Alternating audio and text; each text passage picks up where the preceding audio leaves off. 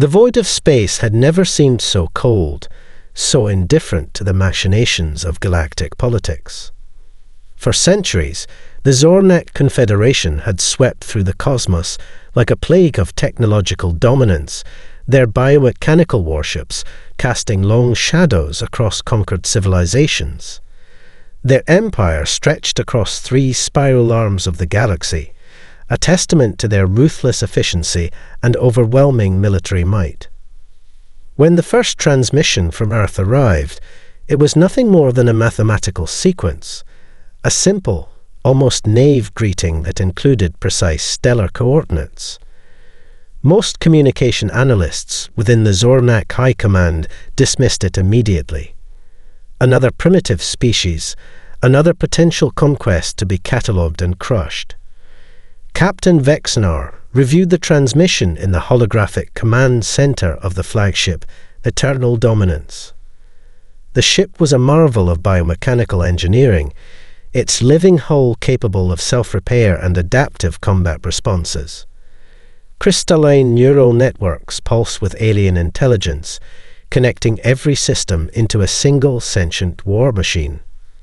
Another insignificant world, he muttered to his secondary commander, a tentacle being named Kreltax. The holographic display showed a small blue-green planet, unremarkable in its placement near the galactic rim. Preliminary scans suggested minimal space infrastructure, primitive technological development, and no unified planetary defense system. The Zornak had seen hundreds of such worlds. They would approach, demonstrate their overwhelming technological superiority, and offer a simple choice: complete submission or total annihilation. Most species chose submission. Those who resisted were erased from galactic memory, their civilizations reduced to footnotes in the expansive Zornak historical archives. Kreltax adjusted the sensor readings, his multiple eyes blinking in sequence. The mathematical sequence is unusual, he noted, tracing the complex pattern with a translucent appendage. It doesn't follow standard primitive communication protocols. Vexnar barely listened. He had seen countless first contacts, had personally overseen the subjugation of 17 distinct civilizations. Each followed a predictable pattern: initial resistance, followed by swift capitulation. This Earth would be no different. Deep within the ship's living infrastructure, quantum processors began analyzing the transmission. Something about the mathematical sequence was off, not incorrect, but deliberately complex. It was almost as if the message itself was a form of test, a deliberate invitation that carried more information than its surface suggested. The diplomatic protocols were standard. A message would be sent, offering the humans a chance to acknowledge Zornak supremacy. Standard procedure dictated a 2-week window for response, after which a show of force would demonstrate the futility of resistance. What the Zornak didn't know was that the transmission had been meticulously crafted. Every mathematical sequence, every carefully chosen coordinate, was the result of decades of preparation. Humanity had been watching, waiting, and preparing for this moment. In underground research facilities across Earth, teams of scientists, military strategists, and quantum engineers had been developing technologies that pushed the boundaries of known physics. They understood that first contact would not be a moment of peaceful exchange, but a potential existential threat. The human response would come, but not in the way the Zornak expected. Vexnar leaned back in his biomechanical command chair, its living tissue adapting to his posture. Another day, another world to be conquered. He could already imagine the swift battle, the quick submission, the new territory added to the Zornak Confederation. Little did he know that humanity was about to rewrite the rules of galactic conquest. The countdown to first contact had begun. The United Earth Defense Council convened in a secure underground facility beneath the Atacama Desert. This was no ordinary meeting room. It was a testament to human preparedness, a nerve center that had been decades in the making. Holographic displays flickered with real-time galactic intelligence, each screen a window into humanity's covert preparations for extraterrestrial contact. Dr. Marcus Rodriguez, Chief of Xenotechnology Development, stood at the center of the room. His team had spent years studying theoretical alien encounter scenarios, developing technologies that defied conventional understanding. The walls around them were lined with adaptive smart materials, seemingly ordinary surfaces that could instantly transform into advanced defensive systems. "We've been preparing for this moment for over 3 generations," Rodriguez explained to the assembled military and scientific leadership. Each person in the room wore what appeared to be a standard diplomatic uniform. In reality, these were sophisticated combat-ready systems disguised as formal attire. The neural interfaces embedded subtly behind their ears were more than communication devices. They were adaptive learning systems that could process alien communication patterns in real time, translate complex linguistic and technological signals, and provide instantaneous tactical analysis. Each interface was a miniature supercomputer that could interface directly with the wearer's cognitive processes. Beneath the Atacama facility, massive underground research complexes hummed with activity. Prototype warships were being prepared, vessels that looked deceptively simple from the outside but contained revolutionary technological marvels. Each ship was a modular design that could reconfigure itself mid-battle, adapting to threats in milliseconds. The global defense network was unlike anything the Zornak could comprehend. It wasn't a centralized system, but a distributed network of intelligent nodes. Satellites, ground stations, orbital platforms, and deep space monitoring systems worked in a seamless, quantum-entangled communication web. If one node was destroyed, the entire system would instantly redistribute and compensate.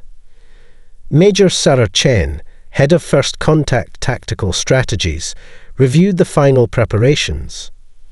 Her team had developed communication protocols that were simultaneously a greeting, a test, and a subtle warning. The initial mathematical transmission was more than just a simple hello. It was a complex cryptographic challenge that would reveal the technological sophistication of any potential alien recipients. "We're not just preparing for a potential conflict," Chen explained to her team. "We're setting the stage for how humanity will be perceived on the galactic stage." The quantum computing resources dedicated to this project were staggering. Distributed across multiple continents, these systems could process potential alien communication scenarios at speeds that would appear miraculous to less advanced civilizations. They weren't just preparing for first contact, they were preparing to control the narrative of that contact. Diplomatic teams were carefully selected and extensively trained. Each member was a specialist in multiple disciplines: linguistics, advanced mathematics, xenopsychology, and combat tactics. Their seemingly simple uniforms contained advanced adaptive technologies. Molecular-level smart fabrics could instantly transform from diplomatic attire to combat gear, with built-in energy shielding and environmental adaptation systems. Weapon systems were equally revolutionary. Rather than developing traditional armaments, human engineers had focused on adaptive technologies that could neutralize threats through multiple vectors. Electromagnetic pulse capabilities, gravitational manipulation systems, and quantum disruption technologies were just the beginning. Underground research facilities around the globe worked in perfect synchronization. From the Atacama Desert to the remote research stations in Antarctica, from underground complexes in Siberia to hidden installations in the Australian outback, humanity was united in its preparation. The lesson learned from centuries of human conflict had been applied to potential extraterrestrial encounters. Diplomacy was preparation. Defense was adaptability. Survival was innovation. As the Zornak fleet approached, they had no idea that the seemingly primitive species they were about to encounter had been quietly revolutionizing the very concept of technological warfare. Humanity wasn't just preparing for first contact. They were preparing to redefine what first contact could mean. The stage was set. The galaxy was about to learn that humans were anything but a simple, conquerable species. The first engagement came without warning, a sudden burst of alien aggression that most species would have found overwhelming. The Zornak fleet emerged from quantum space, their biomechanical warships gleaming with predatory intent. Massive energy collectors charged along their hulls, weapons systems pulsing with destructive potential that had crushed countless civilizations. Commander Elena Rodriguez watched from the bridge of the UES Defiant, her hands hovering over adaptive control interfaces that seemed to anticipate her movements. The human fleet was small, just 3 destroyers against the Zornak's initial assault group of 10 capital ships. To any external observer, it would have looked like a suicide mission. The alien communication came first, a thunderous broadcast of conquest and subjugation. Inhabitants of Earth, the translation systems decoded, "Your civilization is now property of the Zornak Confederation. Surrender is your only rational choice." What followed was anything but a rational response. The human destroyers moved in a pattern that defied conventional navigation. Where alien targeting systems expected linear movement, the Earth ships danced, quite literally. They utilized a combat algorithm that incorporated principles of chaos theory, quantum uncertainty, and unpredictable gravitational slingshots that should have been mathematically impossible. Each ship was a living system of adaptive technology. Their hulls weren't just defensive barriers, but active combat interfaces. Molecular-level smart materials could instantly reconfigure, absorbing energy weapons, redistributing impact forces, and even generating counter-energy signatures that confused alien targeting systems. Lieutenant Michael Chen, tactical officer of the lead destroyer, worked with an AA system that was less a computer and more a combat partner. The neural interface allowed for thought-driven tactical decisions that happened faster than traditional command structures could process. Where the Zornak relied on predetermined combat protocols, humans introduced true unpredictability. The first Zornak capital ship fell within 3 minutes of engagement, not through direct destruction, but through a complex series of gravitational manipulations that caused its own weapon systems to tear the vessel apart from within. The human ships didn't just avoid the energy weapons strikes, they used them, redirecting alien firepower with surgical precision. Quantum entanglement communication systems allowed the 3 human destroyers to act as a single fluid entity. Information transferred instantaneously, tactical decisions made in microseconds. Each ship knew the precise location, status, and potential movement of its companions, creating a level of coordination that seemed almost supernatural. The Zornak commanders couldn't comprehend what was happening. Their advanced targeting systems showed the human ships as impossible constructs, moving through space in ways that violated known physical laws. Energy weapons that should have obliterated the destroyers seemed to slide around them, redirected by adaptive hull technologies that absorbed and redistributed destructive forces. By the 10-minute mark, 6 Zornak capital ships had been neutralized, not destroyed in the traditional sense, but rendered completely inoperable through a combination of technological disruption, gravitational manipulation, and targeted system failures. The human destroyers hadn't fired a single conventional weapon. Commander Rodriguez's voice remained calm, almost conversational.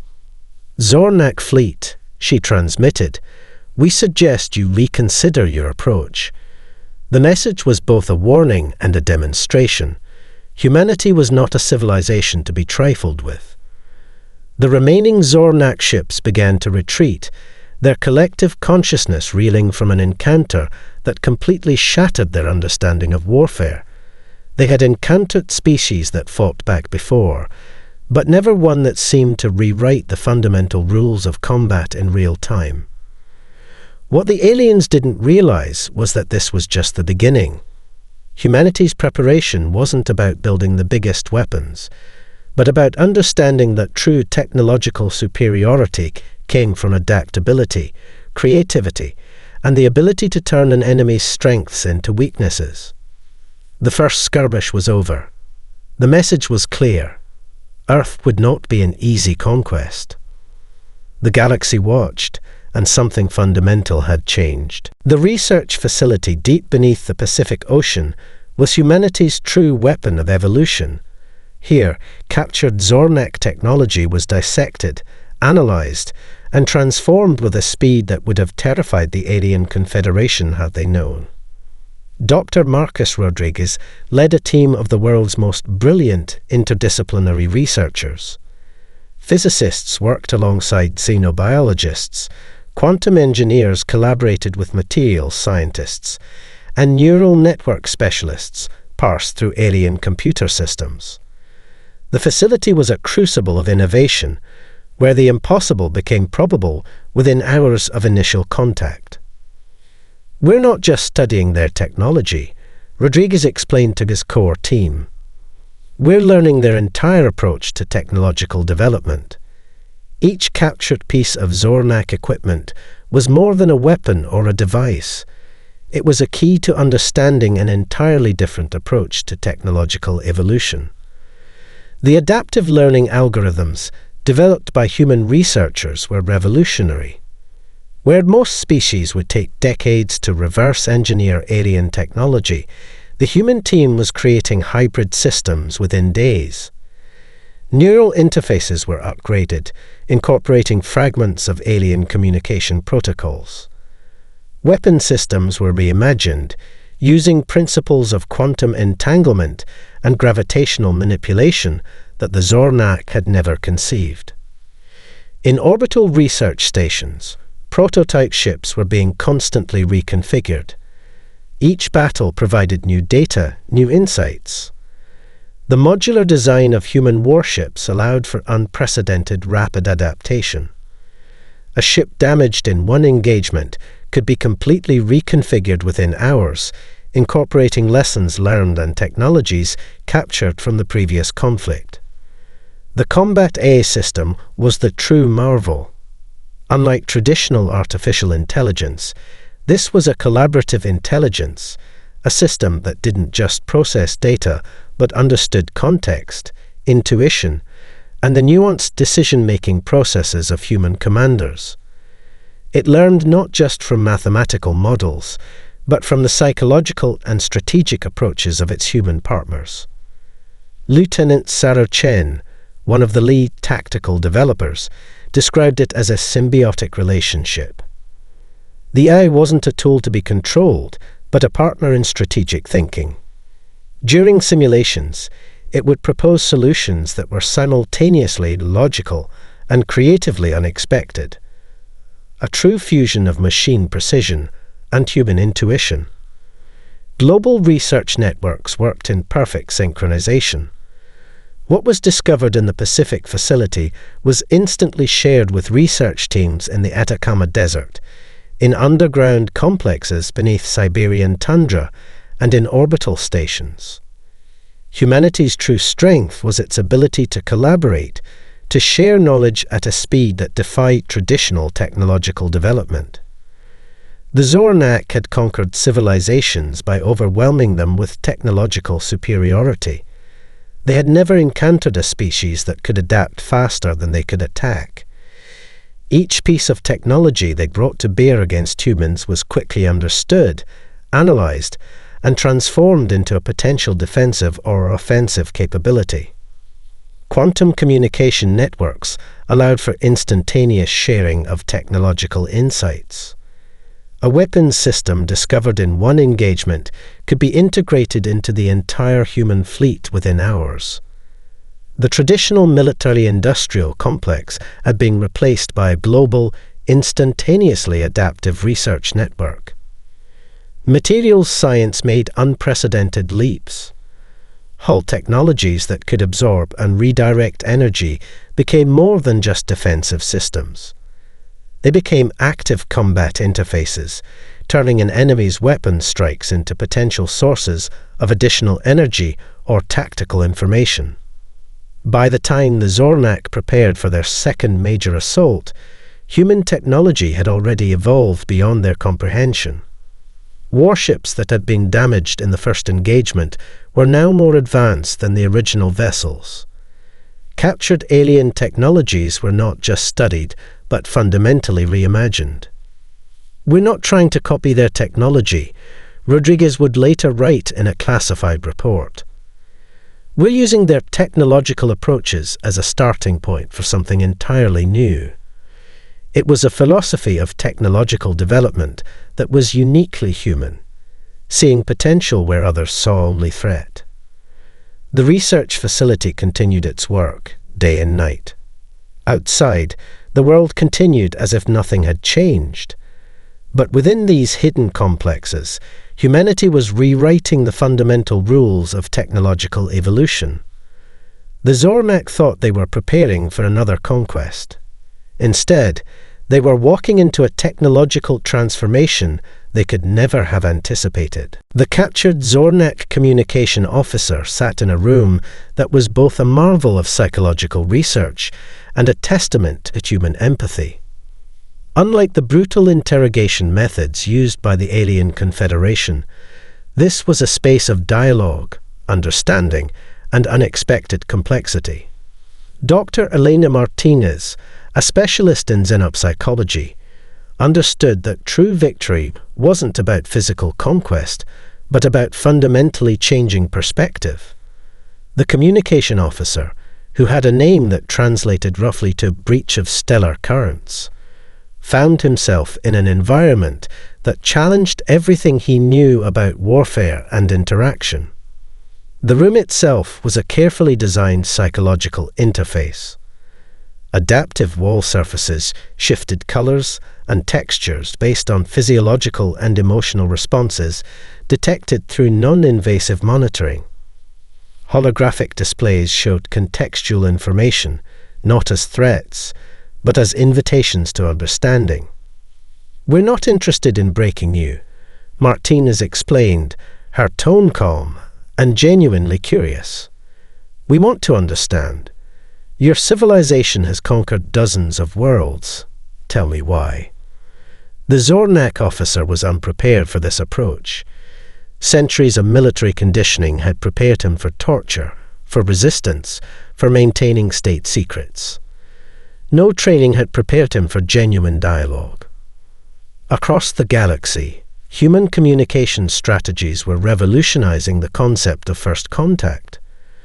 Where most civilizations saw conflict as a binary state of war or submission, humans introduced a third option: mutual understanding and potential cooperation. Prisoners captured by human forces weren't treated as enemies, but as potential allies. Each interaction was an opportunity for cultural exchange, for understanding motivations beyond simple territorial expansion. The psychological research teams discovered something remarkable. Most conquered civilizations hadn't resisted the Zornak because they believed resistance was impossible. Human communication networks began broadcasting not just to the Zornak, but to the civilizations they had conquered. These transmissions were multi-layered: technical information, cultural insights, and most importantly, a message of hope and potential liberation. The broadcasts didn't just challenge the Zornak militarily, they challenged their entire social structure. Stories of resistance, of technological innovation, of civilizations that could adapt and overcome, spread like quantum-entangled wildfire across communication networks. In the detention facility, the Zornak communication officer began to understand something profound. The humans weren't just fighting a war, they were offering a fundamentally different way of existing. Where the Zornak saw conquest, humans saw potential collaboration. Psychological warfare teams worked across multiple disciplines. Linguists developed communication protocols that could bridge vast cultural differences. Anthropologists analyzed Zornak social structures, identifying potential points of cultural connection. Neuroscientists developed communication techniques that could bridge fundamentally different cognitive processes. The global human network approached psychological warfare as a form of collective storytelling. Each interaction was an opportunity to rewrite the narrative of interstellar conflict. They weren't just fighting an enemy, they were presenting an alternative model of civilization. Captured Zornak technology was studied, but so were their cultural artifacts, their communication systems, their fundamental belief structures. Understanding became a weapon more powerful than any energy strike. Your civilization believes expansion is survival. Martinez would later record in her research notes, "We believe collaboration is evolution." The detained Zornak officer was offered something unprecedented, a choice. Not submission, not destruction, but genuine opportunity. Research positions, cultural exchange programs, pathways to understanding that went beyond military conquest. Some of the conquered civilizations began to see humans not as potential new overlords, but as a genuinely different approach to interstellar existence. The psychological impact was more devastating to the Zornak Confederation than any military strike could have been. They were facing an enemy that didn't want to destroy them, an enemy that wanted to fundamentally change them. As communication networks lit up with stories of human interaction, something shifted in the galactic consciousness. The Zornak had conquered through fear. Humans were conquering through possibility. The real war was being fought not with weapons, but with understanding. The final assault was nothing like anyone had predicted. A massive Zornak fleet assembled at the edge of the solar system, bringing weapons that had annihilated entire civilizations. Thousands of biomechanical warships converged, their collective computational power focused on humanity's total destruction. Commander Elena Rodriguez studied the incoming fleet from the primary command center, buried deep beneath the Rocky Mountains. The facility was more than a military installation. It was a testament to human resilience and technological innovation. Quantum-shielded communication networks, adaptive defense systems, and a distributed intelligence that made traditional centralized command structures look primitive. "They're bringing everything they have," Lieutenant Michael Chen observed, his fingers dancing across holographic interfaces that seemed to anticipate his movements. The tactical displays showed an overwhelming force, a wall of alien technology that would have crushed any known civilization in the galaxy. What the Zornak didn't understand was that humanity's strength was never about individual ships or weapons.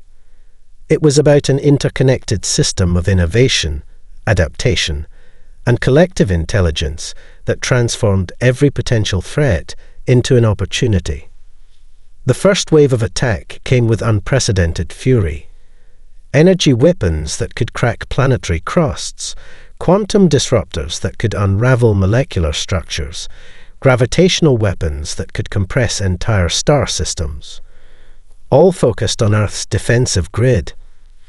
But Earth's defenses were anything but traditional.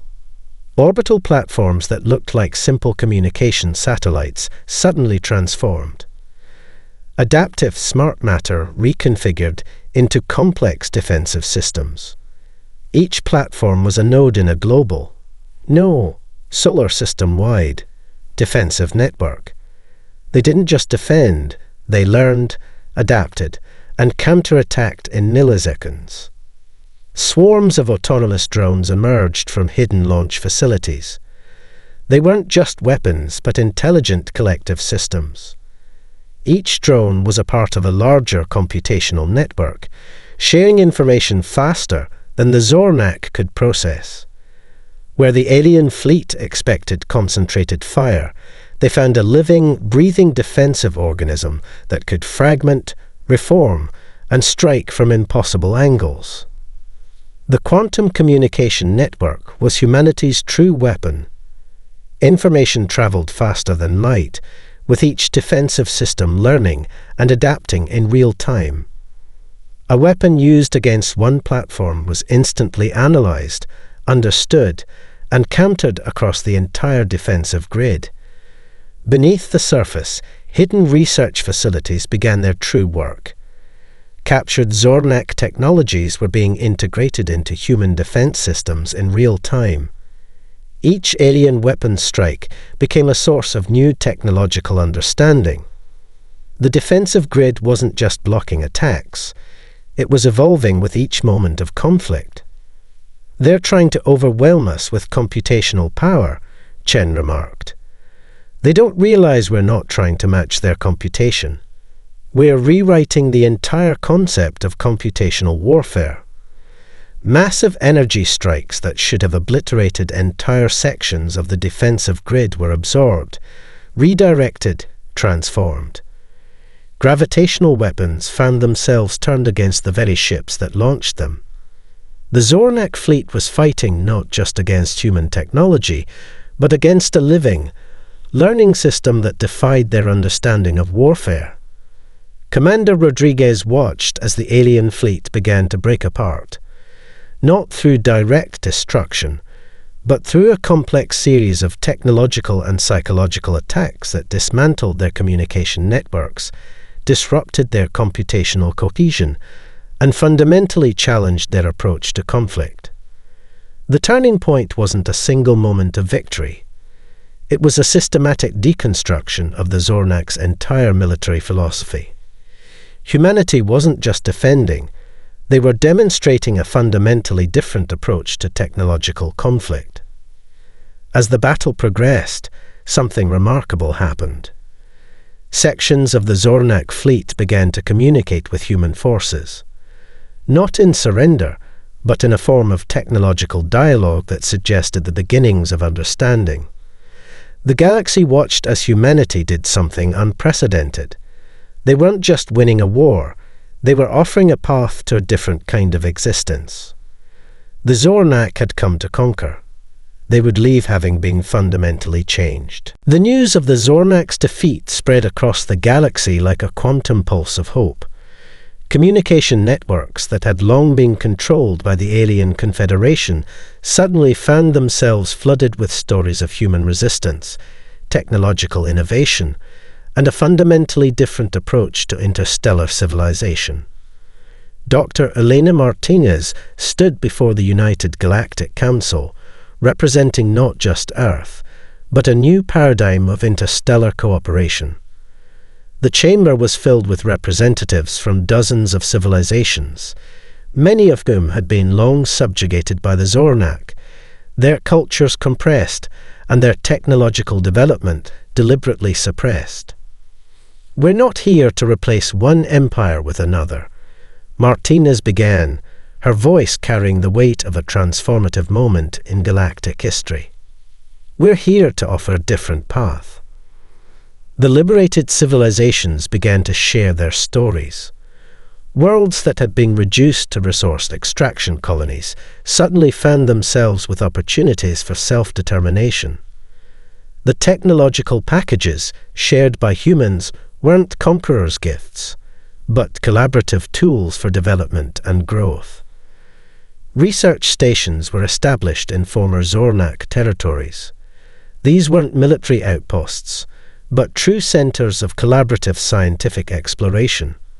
Engineers from previously conquered worlds worked alongside human researchers, sharing knowledge, developing technologies that addressed specific cultural and environmental needs. The psychological impact was profound. For generations, most galactic civilizations had understood expansion as a zero-sum game, survival through conquest or submission.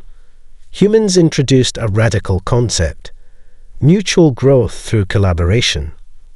Communication networks that were once used for military control now became platforms for cultural exchange. Translation algorithms developed by human linguists allowed for unprecedented levels of cross-cultural communication. Species that had never directly communicated could now share their deepest cultural insights, scientific discoveries, and collective histories. Some of the most remarkable transformations happened in the most unexpected places. Mining colonies that were once stripped of resources began developing sustainable technological ecosystems. Agricultural worlds that had been reduced to monoculture production started reimagining their entire approach to food production and environmental management. The Zornak leadership watched in disbelief as their carefully constructed empire began to disintegrate. It wasn't through military defeat alone, but through a fundamental transformation of the underlying social and technological structures they had maintained for centuries. Dr. Marcus Rodriguez led a team of xenosociologists studying the collapse of the Zornak Confederation. They didn't just lose a war, he noted in his groundbreaking research. They lost their entire conceptual framework of civilization. Technological transfer became a two-way process. Humans were as eager to learn from other civilizations as they were to share their own discoveries.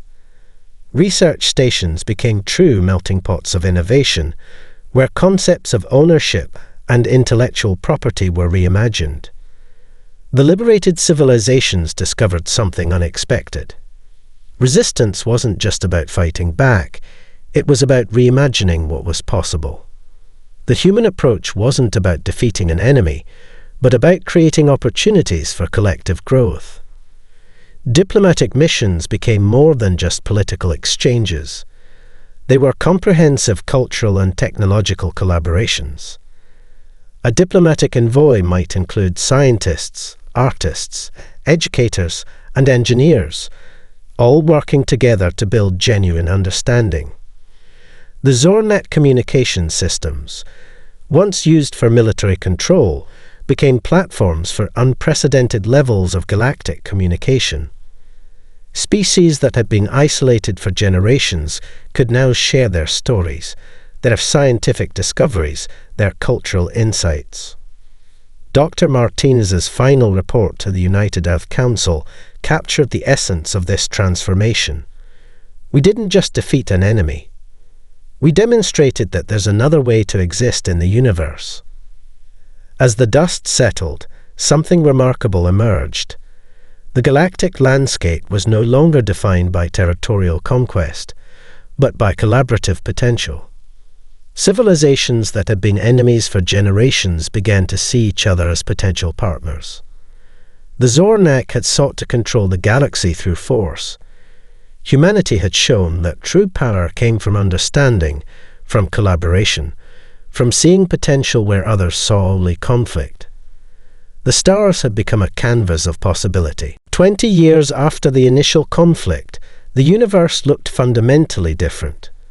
The remnants of the Zornak Confederation had been transformed into a collaborative network of independent worlds, each finding its own path to recovery and growth.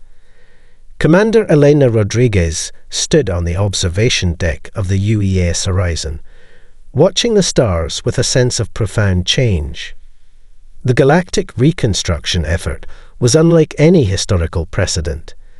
It wasn't about rebuilding empires or establishing new hierarchies, but about creating a truly interconnected civilization.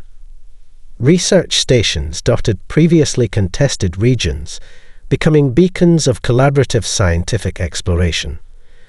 Where military outposts once stood, now existed centers of cultural exchange and technological innovation. Dr. Marcus Rodriguez, now the primary architect of interstellar cooperation, explained the fundamental shift during a landmark conference. "We didn't win a war," he told assembled representatives from hundreds of civilizations. "We demonstrated a different approach to existence. Survival isn't about conquest, it's about understanding." The technological advancements that emerged from this new paradigm were staggering. Faster-than-light communication networks allowed for unprecedented levels of cultural and scientific exchange. Species that had been isolated for millennia now shared knowledge in real time, their unique perspectives combining to solve challenges that no single civilization could have addressed alone. Quantum communication platforms became the new diplomatic spaces. Instead of physical meetings, representatives could engage in fully immersive cultural exchanges, experiencing each other's perspectives with a depth that transcended traditional communication barriers. Language was no longer a limitation. Advanced translation algorithms created genuine understanding beyond mere words. The former Zornek core worlds underwent the most dramatic transformation. Instead of being centers of military power, they became living laboratories of cultural reconstruction. Each world was given the opportunity to reimagine its own future, with support networks that emphasized self-determination and collaborative growth. Technological development became a truly collaborative process. Where previous galactic civilizations saw innovation as a competitive endeavor, the new model emphasized shared discovery. Research stations became melting pots of ideas, with scientists from different species working together on challenges that affected entire galactic regions. Environmental restoration projects tackled challenges that had seemed impossible.